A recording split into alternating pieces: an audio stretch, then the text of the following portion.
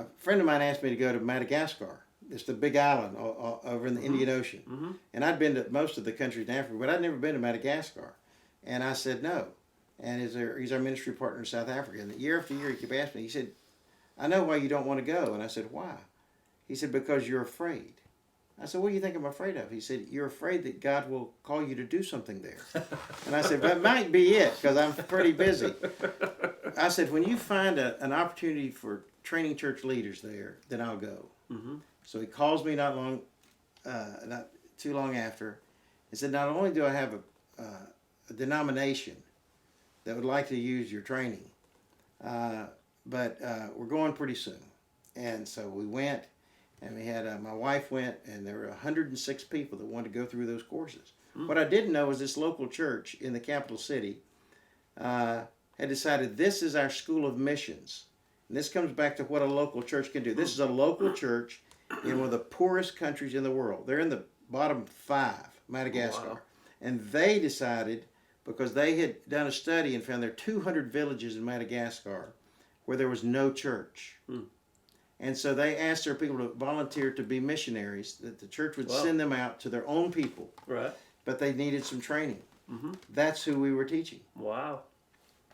Well, not all. What we didn't know was that they were going to be going pretty soon. And they even had to go a few times for short-term trips before they moved to these villages. Hmm. And they came back within a year and had stories of 4 areas where they found the people.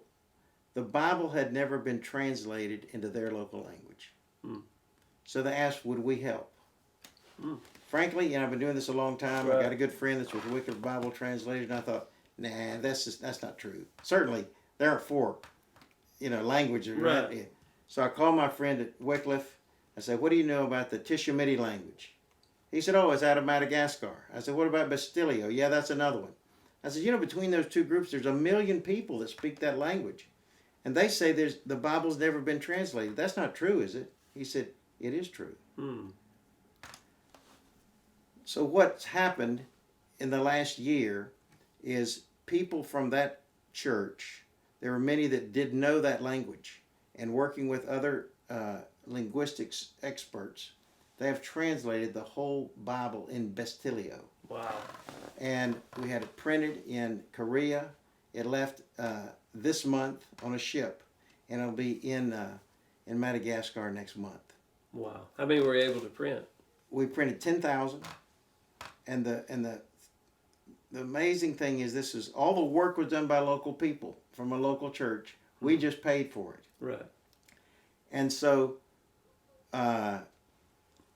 before it was even finished, they wanted to start evangelizing. So we had the Book of John. They started playing it on the radio broadcasting into these areas. And they would read a different chapter. They read the whole book of John, a different chapter every day. Hmm. And then they went around house to house, invited people to come to a meeting. And thousands of people showed up. Hmm. And people came to Christ. And one of the people on the team asked someone who just come to Christ, why did you even come to this? He said, because I heard on the radio God speaking my language. Wow. That's one of my favorite stories. I had no idea I'd ever be involved at all in Bible translation. And you didn't even want to go to Madagascar. No, I didn't want to go to Madagascar. And I've 40 years in ministry, I've never been involved in translations. That's the way the Lord, He's looking for, the available. And then he shows up.